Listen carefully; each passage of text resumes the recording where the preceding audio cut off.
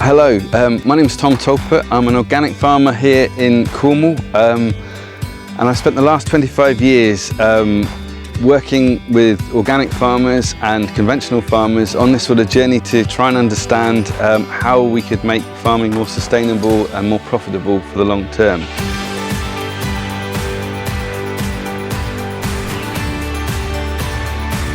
I spent the last 25 years farming organically and learning about agriculture within the landscape. Prior to this, I trained as an animal nutritionist and worked extensively with conventional organic farmers, understanding where animals and agriculture fits within the natural environment.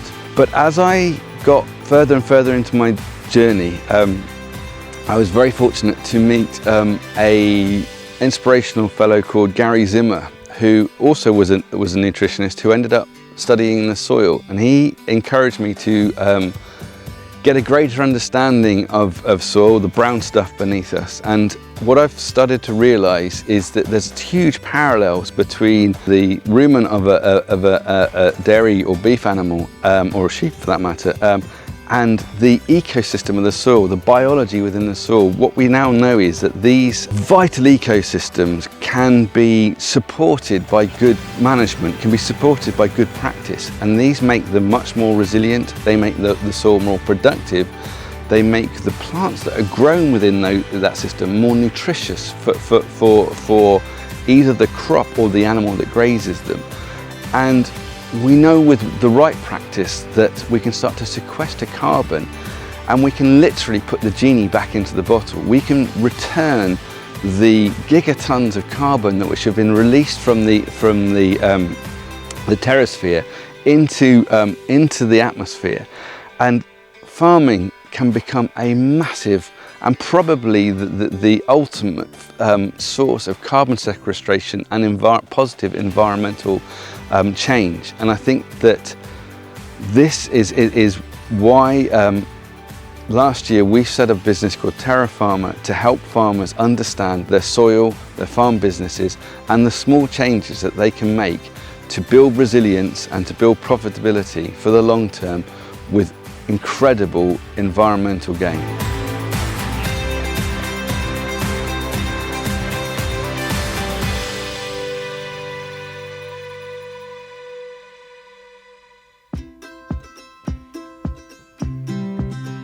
Within the regenerative farming community, there is basically 5 core principles. The first one, maintaining soil cover. Maintaining soil cover is a really important part of this. We now realize that when a plant is growing, that it sequesters up to 40%, maybe more in some situations, of the energy it photosynthesizes within its leaves.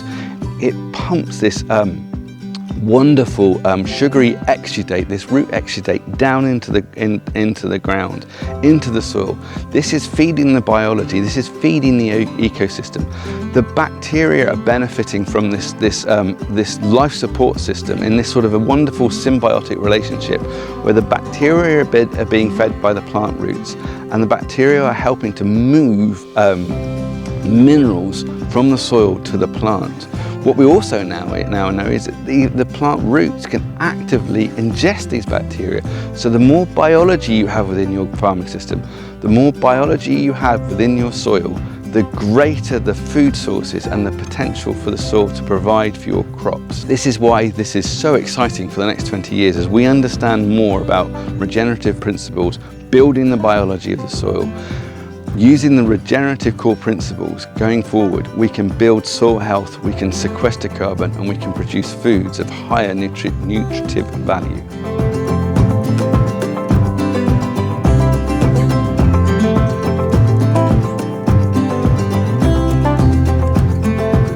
The second core root of regenerative farming is reducing tillage.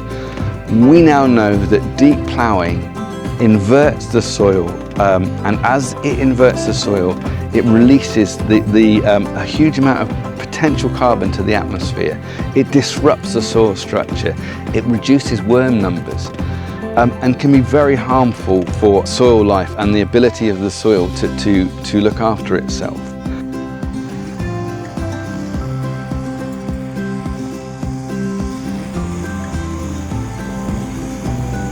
The third core principle or root of regenerative farming is increasing diversity.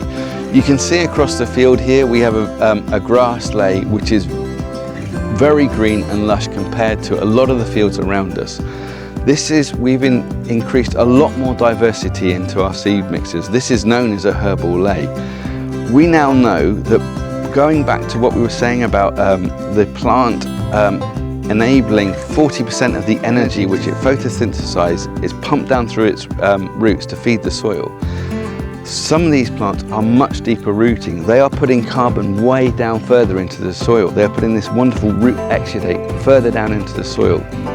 And this is feeding biology deeper into the soil and taking carbon further into the soil, sequestering it further down. And this means that that carbon is being put beyond the point that we can release it with modern tillage. So it's a very safe form of carbon. The second part of these herbal lays is, because they're so deep rooting, they grow much better into a drought. We are experiencing one of the worst droughts in living memory, and yet we still have reasonably lush grass. We still have resilience within our farm business. We can bring animals onto here to graze soon now, and we have a nice, nutritious form of forage for them, which it has grown 2 weeks, 3 weeks further into a drought than a lot of the permanent pastures surrounding us.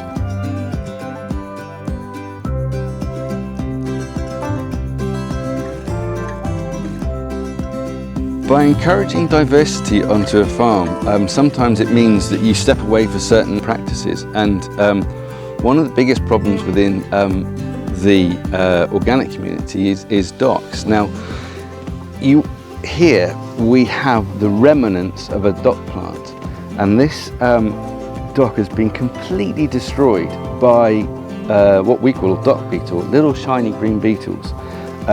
And there was a luxuriant tall dock plant here, and all that is left now is this. And this is part of this diversity. If you work with nature, there's usually an answer to your problems, and these dock beetles have completely destroyed what was a very proud and productive dock. And this is what you start to see on this regenerative journey. If you work with nature, nature genuinely works with you.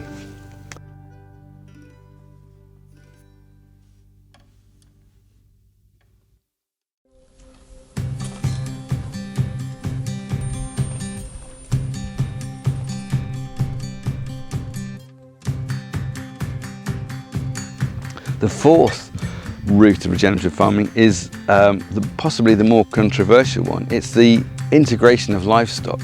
We know that by using the correct management techniques of rotational grazing and grazing biodiversity, that we can build soil health, we can build resilience, perennial cropping.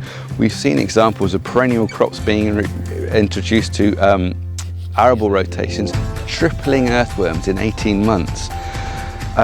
By using the livestock to graze the ground, to fertilise the ground, to work within the plant cycles, to stimulate root production, we can take carbon further into our soil. We can dramatically reduce the amount of fertiliser. We know by the correct management of livestock and grazing that we can leave huge quantities of residual nutrients for any subsequent crops. So reintroducing herbal lays and grazing livestock to an arable rotation can be massively restorative to soil and soil health and soil structure.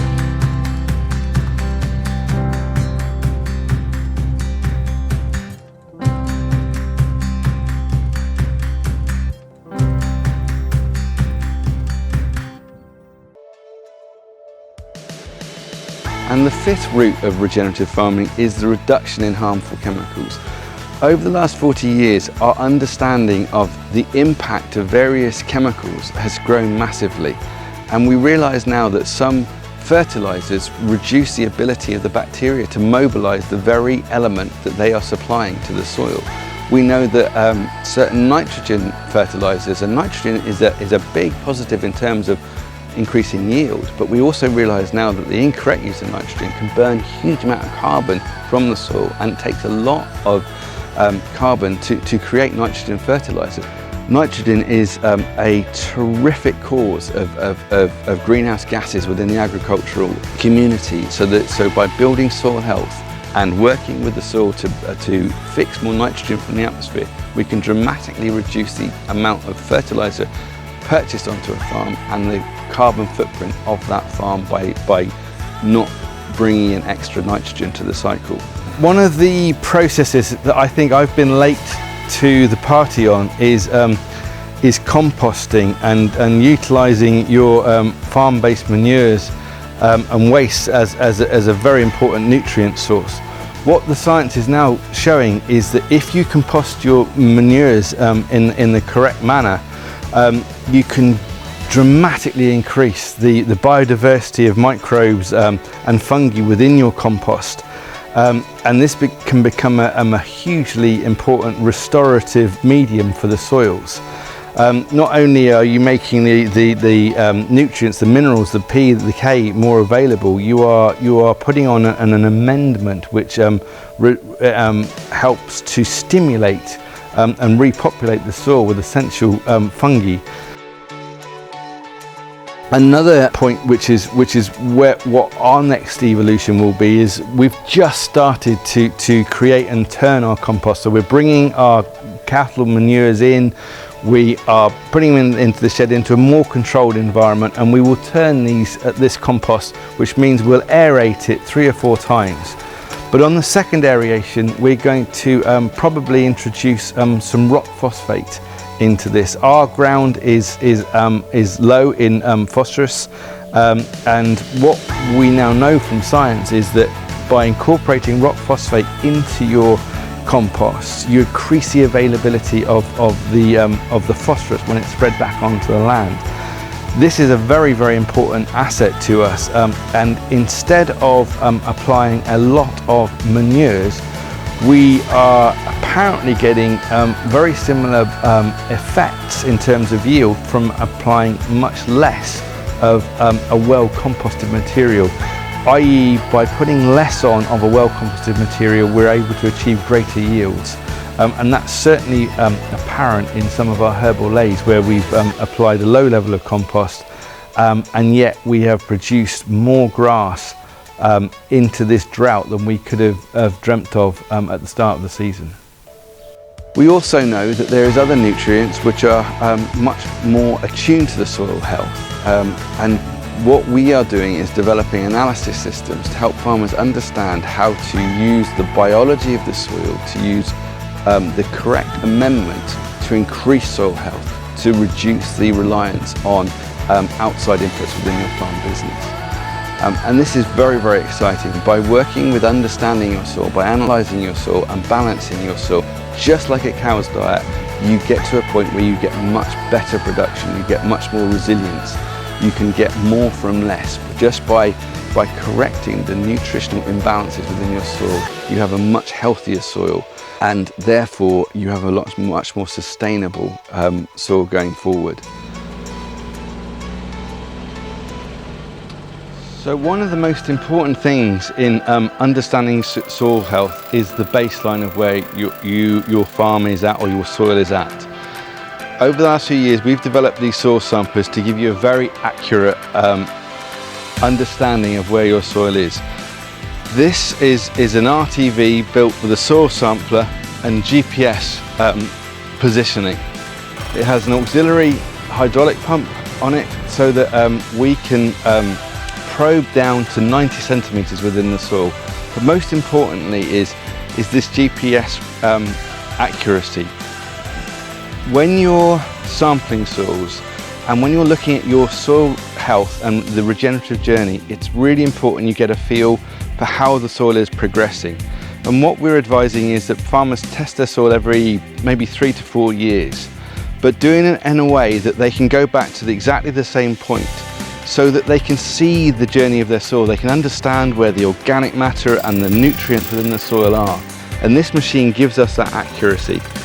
The second part to that is, if the soil carbon market develops into a proper mature business, then if farmers are aggregating soil carbon and soil organic matter, And if they understand what their own carbon footprint is, there may be an opportunity to trade carbon which is excess to what the farm's own carbon footprint is.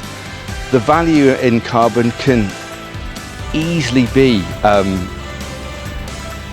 between 80 and 200 pounds a hectare, but farmers mustn't trade what they don't understand. They've got to get a feel for how it looks on their farm. They've got to be able to show to themselves that they're building it, so they've genuinely got something to trade. Many of the soils that we work with across the UK are low in nutrients, calcium, sulphur, trace elements. And these all may be limiting factors to either the ability of the biology to reproduce within the soil, or maybe the legumes to fix nitrogen. When we get these nutrients back into balance, you have a healthier, more productive plant with higher nutrient status. And this is where we can start to really have a positive outcome through regenerative farming in terms of human health. Producing higher density nutrient rich food rather than just generic carbohydrates will be really important as we go into the next decades, where a greater understanding is needed so that we can help human health. We're the first generation in history where the life expectation for some populations is actually dropping. And I'm convinced that by farming our soils more regeneratively and producing more nutrient-dense food, be that meats or be that vegetables, grains, whatever it is, we can provide a much more better balanced diet for the future generations of the planet, whilst building organic matter and sequestering carbon, whilst making farming a very positive force for good. Part of the idea of crop diversity is to bring crops together that are mutually beneficial to the soil. Here we have a crops of peas and barley. We're growing it primarily for a feed crop. The peas are adding protein to the mix to reduce the need for buying in protein from abroad. Barley adding the energy to the feed for these cows. But what we're also looking to do is, we know that by mixed species growing together, they have different properties which they give to the soil. The rooting structures are different, and the joy of peas is that we're looking to fix nitrogen. But part of the issue is that quite often in the UK we haven't got the right trace elements to fix the nitrogen that we are assuming these peas will fix. So what I'm doing at the moment is trying to find one of the pea stems and dig down in to see if it's actually fixing nitrogen. Obviously it's the heart. Now we're in the middle of a drought. The ground is incredibly hard, so what we have here is reasonable soil structures, not great compaction. There's good aggregation in the soil. It's incredibly dry. We're in the middle of a drought, but what we're looking to see is if this pea is fixing nitrogen for us. We know the crops are struggling, and that's a reasonable rhizosphere.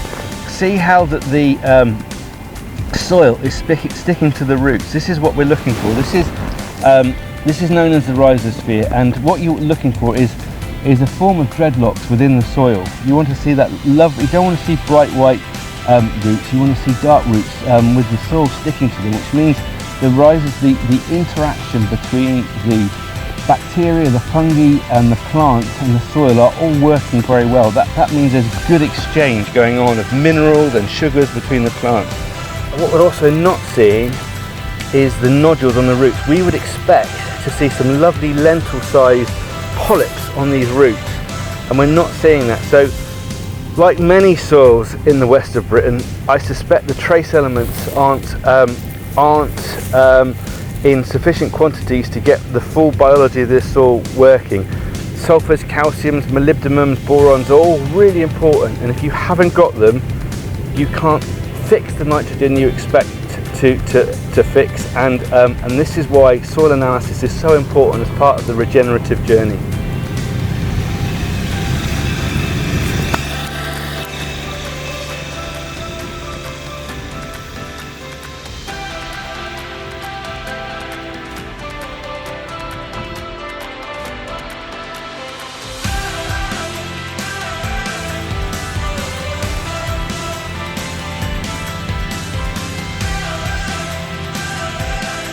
So now we have the soil samples taken under, and each of these soil samples is then marked.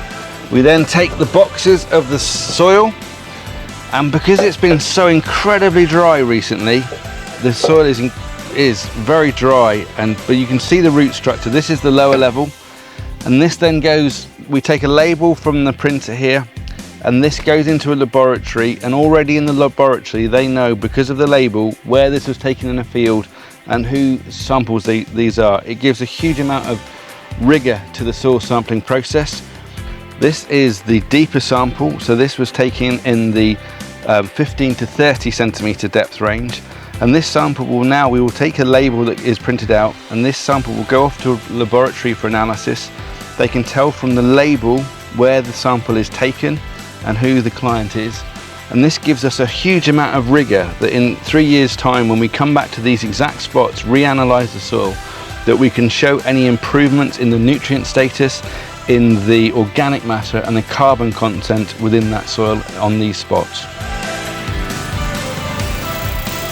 Once the results are back, we're able to put the results onto maps. And this is a terrific aid to farmers to understand the nutrient status across their farm. We can do phosphorus, potassium, magnesium and organic matter along with pH, and what it gives you is a very strong baseline. This is the organic matter.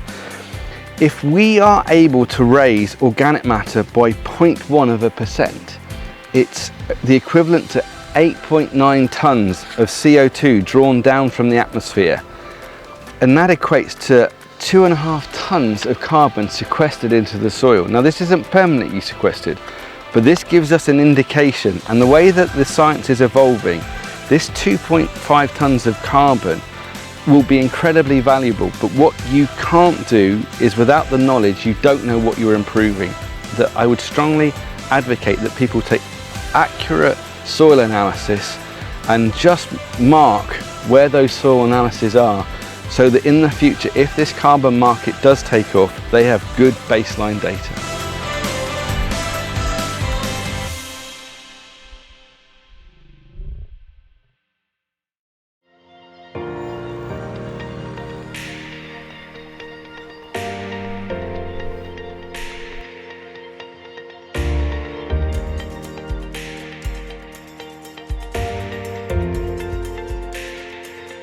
What I'm hoping to impart over the course of this short film is that each farm has its own potential journey towards regenerative farming, with small changes, the introduction of perennial crops, cover cropping, always keeping your soil covered, encouraging diversity.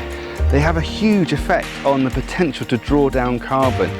Farmers are almost singularly in the position to create massive carbon drawdown and create a much better long-term environment, reducing harmful chemicals, reintroduction of livestock into arable rotations. All of these things done sympathetically can have a fantastic effect on your soil health, your soil structure, your own business's security and viability in the long term. By building the brown stuff in your soil, by building carbon, you're effectively putting a pension aside for another day. You're storing up nutrients, you're storing up carbon. This may well have a future value for you. But by taking good, accurate soil samples at the beginning of your journey, baselining as we'd like to call it, you are able to help signpost the weaknesses in your business and also benefit from the improvements you make further down the line. I suppose one example of this is that when we changed our grazing management and when we introduced herbal lays into our farm business, and herbal lays are probably the best single thing that we did on our own farm. They added resilience because of their rooting depth. They added diversity, which has encouraged more insect life and bird life back to the farm, whilst giving us a longer grazing period. It's sequestering carbon and building fertility way down into the soil. All of these things together were really graphically indicated to us by when we moved to rotational grazing.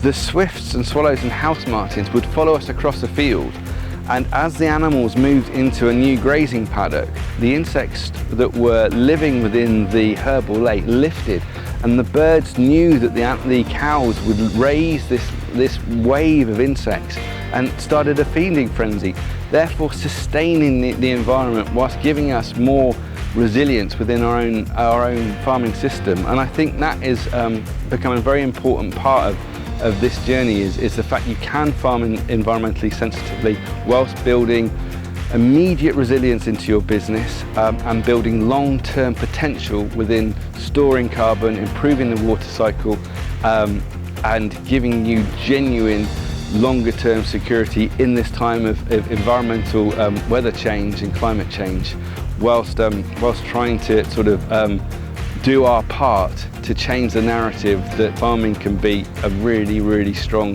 force for good.